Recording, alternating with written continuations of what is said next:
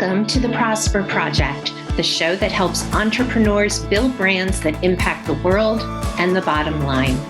We know that success doesn't come in a one-size-fits-all package. That's why we're bringing you adaptable marketing strategies along with valuable insights from inspiring changemakers, firebrands, and visionaries. I'm Lorraine Sugart, founder of the disruptive brand agency Prosper for Purpose. Now for this week's episode. Welcome, Cathlyn Melvin. So I don't even know where I want to dig in first because I think I want to start with the TedX talk. So a lot of people are really interested in how do you get to do a TedX talk? And you not only have done one, but you actually help people develop and get their own TedX talk. So let's start with that. So the question of how do we get the whole thing, like talk? How did you get your talk and how do you help other people kind of develop their TedX talks? For me, my TEDx journey goes back a very long time, even before TEDx existed. Actually, when I was in high school, my sport of choice was speech and debate. And so I competed as a speaker all the way up to the national level. And that was where my heart and my passion really was, along with performing in theater during those years. And so when TEDx started in 2009 and those talks started coming out online, I watched them and I thought, oh my goodness, this feels so familiar. This feels so much like the work that I was already doing. I want to do this someday. But at the time, I was working as an actor in Chicago, which was where my first career was. And it wasn't a high priority for me. So I sort of set it aside until I had made some changes in my life and come across some challenges that inspired me to share a specific message, which was turned into my talk, which is called The Brave Leap Sideways. And it's all about how we can get stuck in a career, in a relationship, in an educational track, and how hard it is and how scary it can be, but also how important it is to take your brave leap sideways off of the treadmill of life so that you can find the next right path for you. And when I gave my TEDx talk, I was also working as a copywriter, which I do now. That's still one of the services that I offer in my business. And I had given the talk and I was engaging my community, getting ready for the talk to come out online. And people in my business network started looking at my history and being like, wait a minute, you were a competitive speaker. You were an actor and a director. You work now as a writer and an editor. Those are all skills that are necessary for success in TEDx. And so they started sort of like looking at me squinty-eyed and going, hey, I want a TEDx talk. Can you coach me? And so it was really an organic process of coming to that work that I do now. And the TEDx work that I do to bringing people all the way through that process, from idea generation all the way to getting up on the stage, it fits in a really lovely way under that messaging umbrella in the same way that my work as a copywriter does. And so it just feels very natural. And I'm so glad that I got those nudges from the people around me, because this balance of working with clients as a copywriter, where I write websites and email sequences and sales pages mostly, and then this work as a TEDx coach, it integrates so well and brings me joy in a lot of different ways. Well, and I would also say that your background in acting and directing make you a great coach in that regard as well, because we all know that when you're speaking publicly that your body language matters, and your positioning and how you breathe and all those things. And that's something, as someone who has always been interested in acting, I know that all that is part of it. So it sounds like a lot of the side steps that you took in your own career really made you the right person to do these things and to offer that, so that when the opportunity presented itself, it was a natural yes for you. I think so too. And it's interesting to look back at all of those lily pads that I've left and see how they've led me to the work that I'm doing now in this really lovely way. Yeah. So tell us a little bit about your business in general, Right Cat Creative. Talk a little bit about how that came to be and how you work with people. I know I'm asking you like these big, cumbersome questions. So let's start from the beginning. Yeah, these are like 10 conversations, and you and I have had conversations before. So let's start with Right Cat Creative. Tell us about the name of your business. So when I started Right Cat Creative, I was getting ready to transition out of the theater industry. And my first business, as I was working as an actor and director, I also owned a national touring children's theater where we sent educators out and put on plays with kids all across the United States.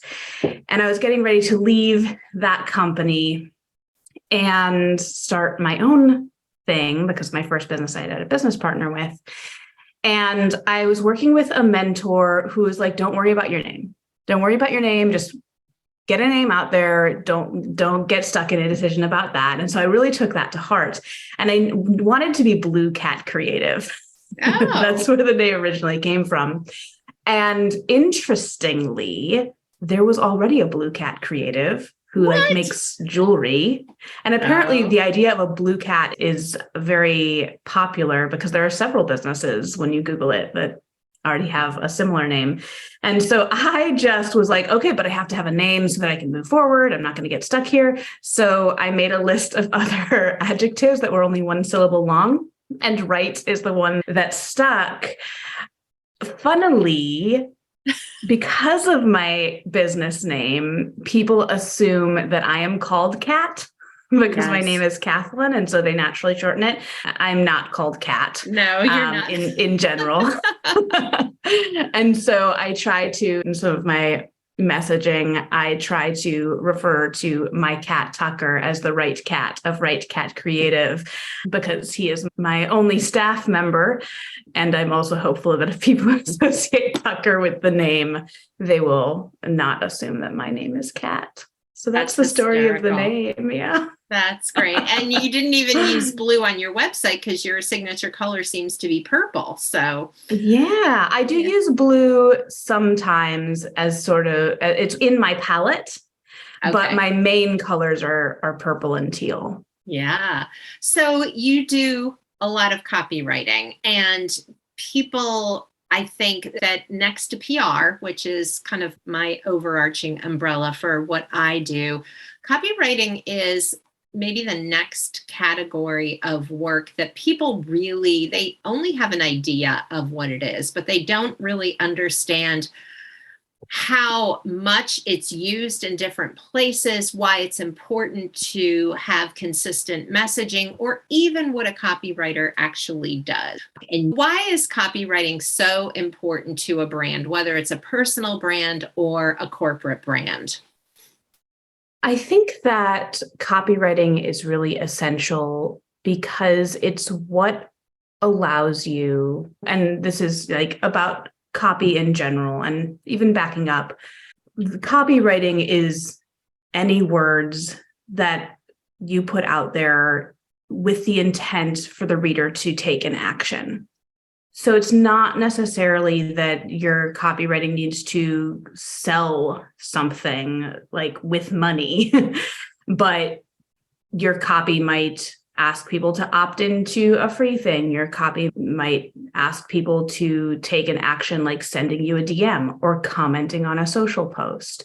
And so copywriting is a really broad sort of category of writing, but it's essential for businesses because it is what helps your audience take that action. You can be putting out tons of content that might be enlightening or helpful or educational, but unless that content is leading the reader or the listener to take a specific action, then absorbing it is all they're going to ever do. And they aren't going to join your list. They aren't going to comment on your things and help boost the algorithm. They're not going to click buy if you're not telling them to. And so I think where businesses sometimes get a little sticky is they understand the importance of copywriting. And so they want to bring someone on as their copywriter. But there's some foundational work that really has to happen first. You have to know what you want. You have to know who you're talking to, Right. who that ideal client is, or who your best client is that you want to draw more of that type of person in.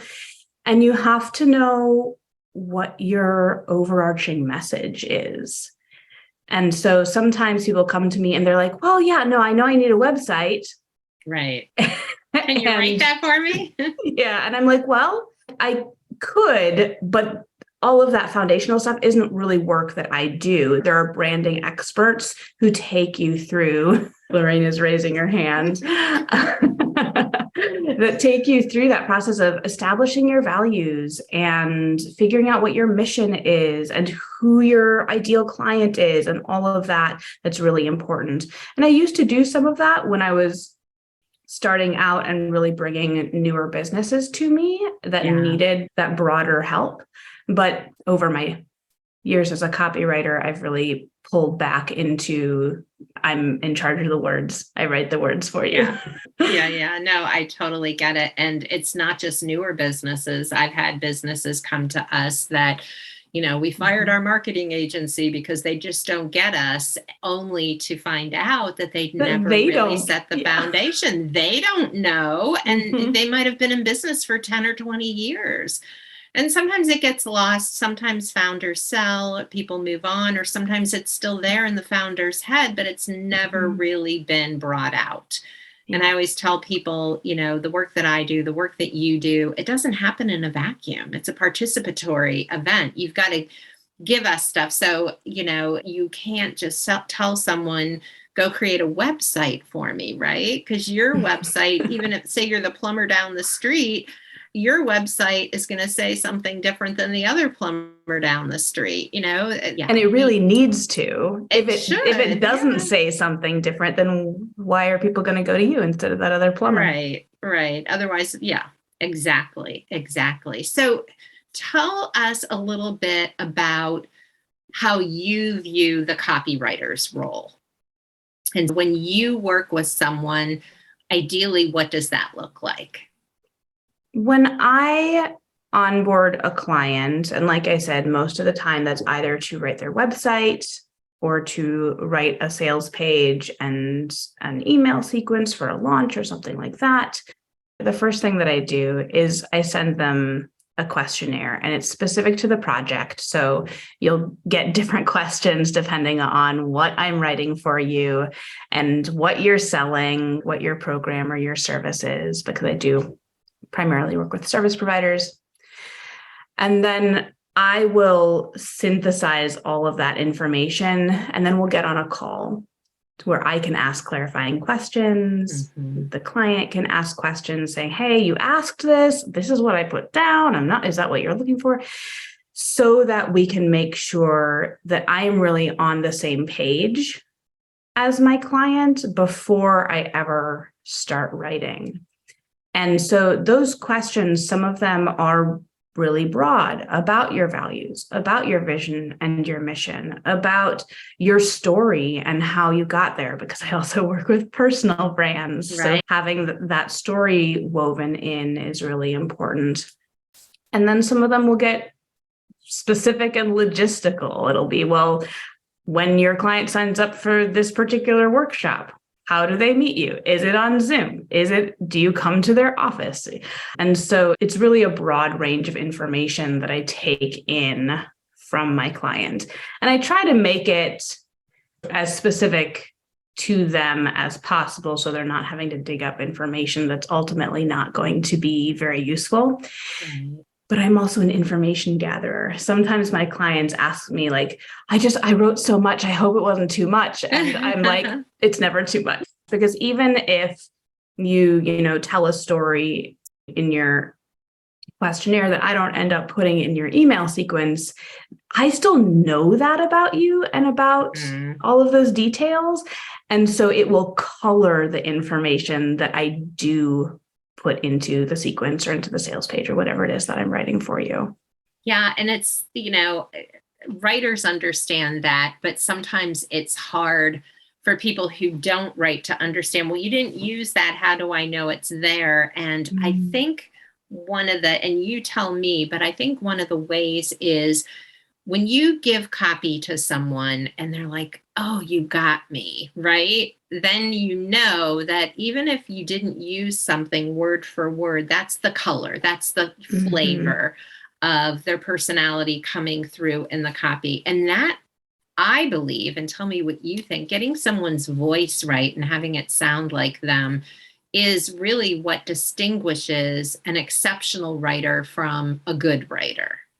I definitely think that that's one of the ways. And that's that's probably the way that clients feel that exceptional writing the most. Yeah.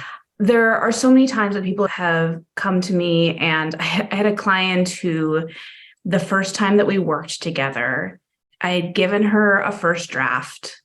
And the way that I work, I give you a first draft, you have a few days to make comments, and then we get on a call to, again, calibrate and make sure we're on the right page before I integrate those comments into my final draft.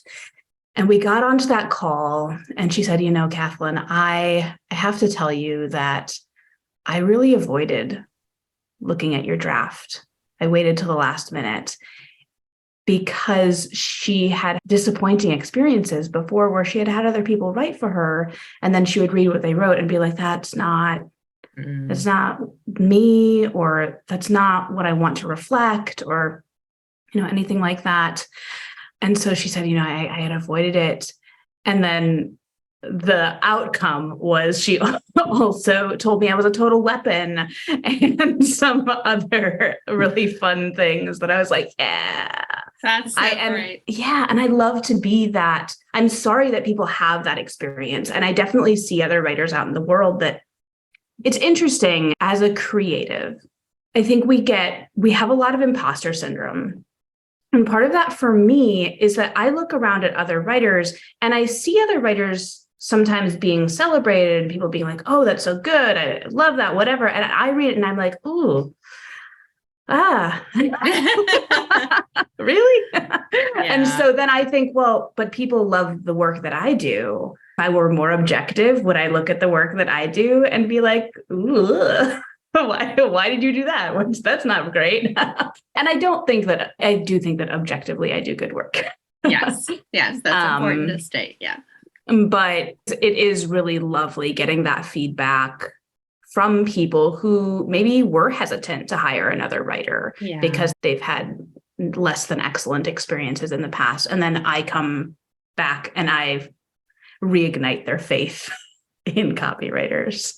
Do you think it's like other things like buying shoes, which sounds like a ridiculous comparison, but sometimes it's about the fit? I mean, what do you think that is? I mean, it's not always possible to hit it out of the park the first time. So let's just say to people that maybe have worked with a writer and are just starting to, and they're not quite sure that person gets them. I mean, it does get better with time, but there's also, okay, this is okay, but we've got to work with it. And there's, oh no, this isn't right at all. So is that about finding the right writer? What do you think? I think that in general terms, the answer is yes. I think it's about finding the right writer. But what the right writer means could be any number of things.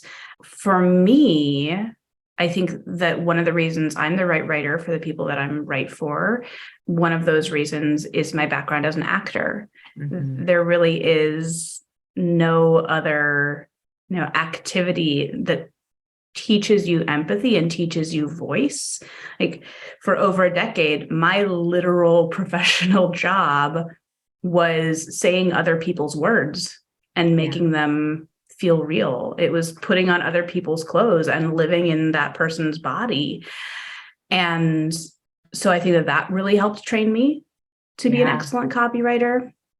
And then on a different side of the work, I also think that your systems matter a lot. One of the things that is always included, no matter what the project is, in the questionnaire that I send out, is I ask for at least 3 written samples and 3 video or audio samples of this brand's voice. So sometimes that's a podcast recording, or sometimes that's a blog, or sometimes that's an article that they wrote. But I want to see how they have represented their voice. And so if I get to listen to recordings of Facebook Lives and things like that, I hear not only their cadence and their tone and where they pause and that energy of their voice, but I also get to hear the phrases and the words that come up for them. One of my clients says, as she talks, she says the phrase, have a think on that. And I love it so much. And things like that will stick out.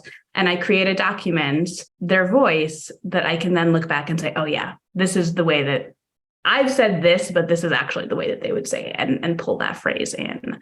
And so having that process, I think, is really important too. And the process is different for every writer. Right. But if you're bringing on a writer and they're like, I don't know, let's just have a conversation and then I'll write something, I might be a little concerned about that. So that leads into my next question. For people listening and thinking about, oh, I'm not a strong writer, or even people who just want to be able to hand certain things off, what would you tell them about looking for the right copywriter for them or their business? What kinds of things should they ask or look for in a copywriter? I think that copywriting is one of those things that it can be really helpful, number one, to ask for referrals from the people in your network who already know who you are and how you exist out in the world. Because I might have a copywriter and you might ask me for a referral, but I'll be like, this person might not be the best fit because I can just feel the difference in that energy or something like that. Yeah. If you're starting fresh, though, the nice thing about working with a copywriter is that our work is already out there online, and not just like a portfolio, which I would encourage you to look at too, so that you can see how their voice changes. Mm-hmm. But you can see, if you go to their website, you can probably assume that they've written their website. Right. And that they if they're a writer, they probably didn't hire another writer to write their website copy. So does it resonate with you? Mm-hmm. Yeah, no, I think that's really good. And I think energy is something that we don't talk about enough, but probably should. If you're super high energy, or if you're super irreverent, you want a writer who can convey that, right? Mm-hmm. And really can pick up your personality so that it does sound like you, and people reading it that also know you will think that, this sounds a lot like you. Also that it's consistent across different places that you show up, right? And so you said that, you write website content, you do email marketing, you do landing pages, sales pages, things like that, so that you can continue that voice. And I think that's something we don't think about either, So talk about why, for a minute, the consistency of voice is so important in copywriting on different platforms and channels. I think we're all familiar with the phrase know, like, trust, maybe to the point where when we read that, our eyes sort of glaze over at this point. But the reason that it's everywhere is because it's true. Your clients have to know who you are. Right. They have to like how you exist in the world, and they have to trust the work and the process that you showcase. And one of the ways that humans learn to trust is through consistency, in the same way that a child learns that their parent is going to take care of them because every morning they wake up and they gently get pulled out of their crib and they get fed. You need to have that consistency of who you are as a human and what your message is as a business throughout your social media, throughout your website, your emails, everywhere that you show up. And that's one of the reasons, too, that you want your copywriter to really be able to emulate your voice, because if you host a podcast, that's you direct from your mouth into the ears of your audience. And so if at the end of your podcast, you say, oh, and go download my ebook, and they download the ebook and it sounds like a different person, they're going to be like, wait, is this person the same literal person? Is this a different side of this person that I have not experienced? Like, what is happening here?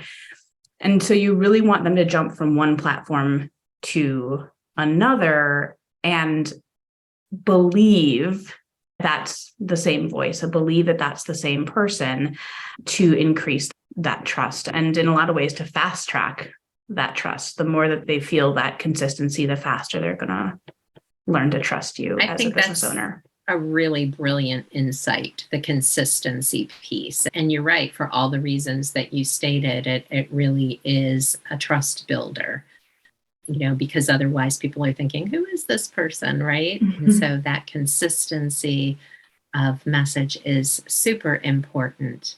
I would be neglecting my audience if I didn't say you live a pretty interesting life. You recently moved from Florida to North Carolina. Is that correct? I did, yeah. And so talk about a little bit about, why, and you lived in Chicago before that because you were acting, moving, and why, I guess, the excitement and the story behind your moves. I am not a person who, like a lot of people, really, one of their goals is to be a digital nomad and to be able to travel and move around. And I really like to be home. I like to be home, but I also like the freedom of spontaneity and the freedom of movement that my business provides me. When I was first starting this business, I did a lot of values work and a lot of, journaling exercises and that sort of thing about what I wanted from my business. And it was really important to me that I could cultivate a life of calm, because I live with anxiety, I live with depression, and I know that those things get a lot worse when I am feeling frenzied or when I feel like a loss of safety and security in my life. And so calm is something that I really do try to cultivate. It was also really important to me to have agency and autonomy and be able to make choices. And then that freedom of spontaneity and the freedom of autonomy was really important too, the freedom of movement, because I don't live near my family. I have several sisters. One of my sisters has 4 kids. My mom's getting older, and I want to be able to go at a moment's notice if one of the kids needs me, if my mom needs me, And so the last 3-ish weeks, actually, I was not home. My cat and I took a road trip back to the Midwest. Right cat. Yes, Tucker, the right cat of Right Cat Creative. He often comes with me when I travel because I'm happier when he's around and he's happier when I'm around. So we took a road trip and I spent a couple days in Wisconsin with my family. And then I spent a couple weeks in Chicago I was staying with my best friend and visiting my community up there, and just being able to have that freedom where I was working. I took my laptop, I took meetings, I wrote email sequences while I was there, but I didn't have to be tied to anything. And so that's really where that freedom comes in for me in a different way than it does for some like more traditional digital nomads. It's not an identity that I have, but I do make use of having a digital business that doesn't tie me to a specific space. That's great. And how do you choose, just real quick, the places that you live? Because you've moved a few times. How do you choose where you want to go next? And do you think you're going to keep continuing to relocate? The reason that I moved to Florida was because I had taken a quick detour in between my theater career and my messaging work. And I had tried to go to law school. I did go. I went to law school. And You would have been a great litigator. I think I would have been a really excellent attorney in a lot of ways, but it wasn't that being in school wasn't providing me that calm that I needed. Okay, got And it. it wasn't providing me the autonomy that I needed. And there were a lot of reasons that it had made sense for me to make that choice, but it's also a long sort of journey from the point at which you say, yeah, I want to go to law school. Well, then you spend time studying for the LSAT and you take the LSAT and then you retake the LSAT usually, and you wait for your results and then you apply and you wait. So it was like a 2-year difference between when I said, that's what I'm going to do. And then when I actually stepped foot into what at the time was a virtual classroom, because it was 2020. And things had changed in my life. What I had thought was a permanent relationship ended. Some other things changed too. And it just wasn't the right fit anymore. And that's actually what inspired my TEDx talk it was the challenge of like, I'd gotten a full ride scholarship. That was the biggest gift the universe had ever given me. And so to make the decision to say, no, thank you, I'm going to go do something scary, was really hard. And so, that's what inspired my TEDx talk. And then North Carolina, when I had been applying for law schools, I had thought that I might end up in North Carolina because at the time, my partner, who is no longer my partner, hasn't been my partner for years, was living outside of Charlotte. And so I thought, well, I'll go to school in North Carolina and I will practice in Charlotte. And through that process, losing that relationship, doing the research about North Carolina, I realized that the Raleigh-Durham area was actually probably a better fit for me. And I liked it regardless of the fact that I wasn't in that relationship anymore. Yeah. So that's where I am now.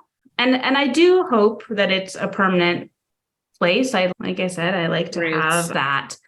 But if it's not, then I will try somewhere else and we'll see.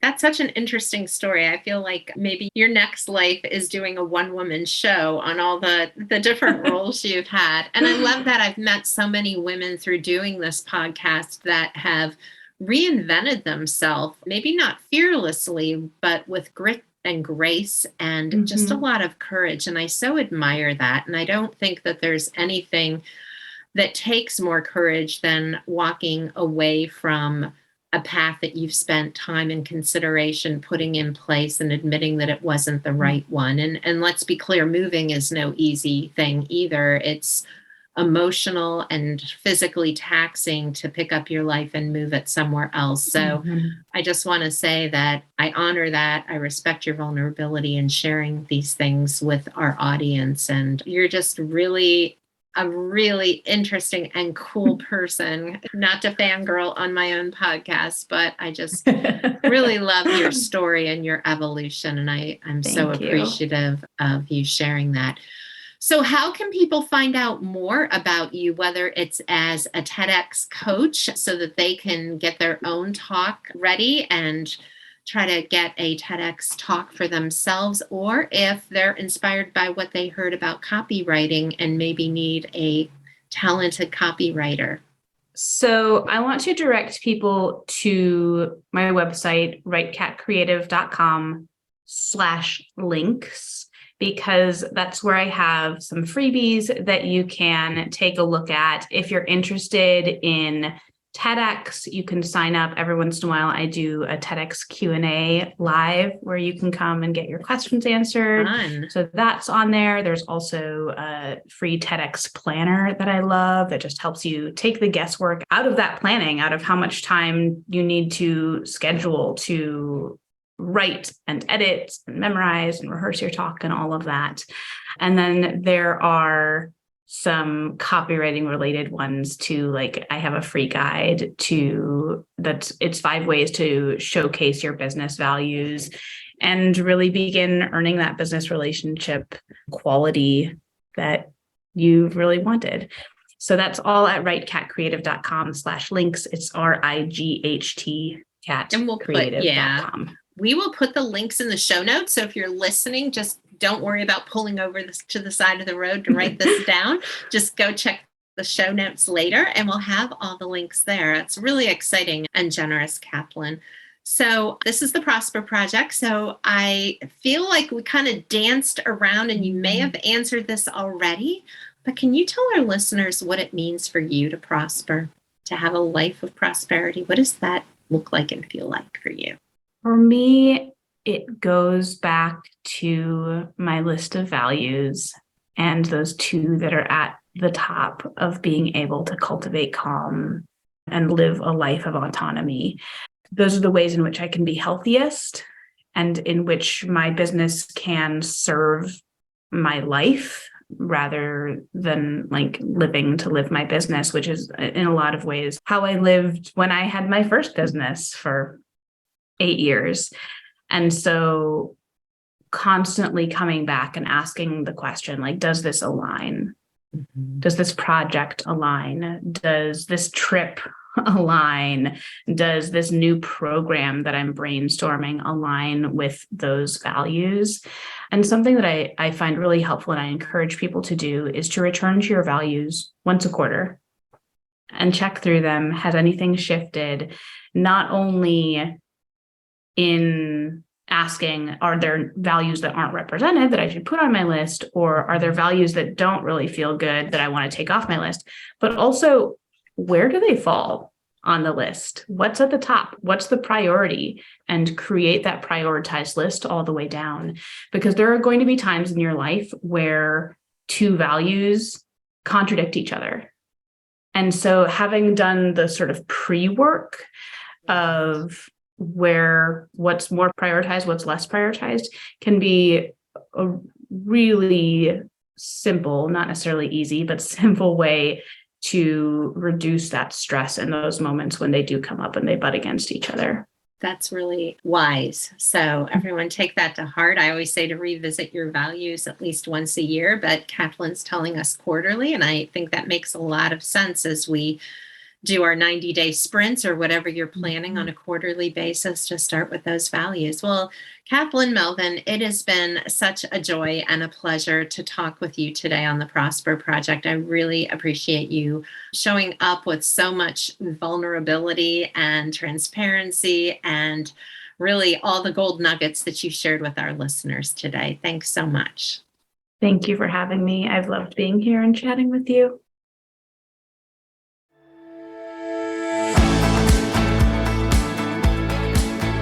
Thank you so much for tuning into this episode of the Prosper Project.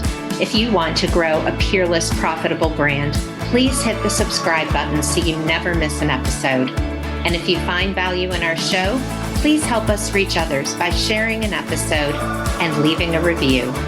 In appreciation, please visit prosperforpurpose.com for more free resources to help you grow your business.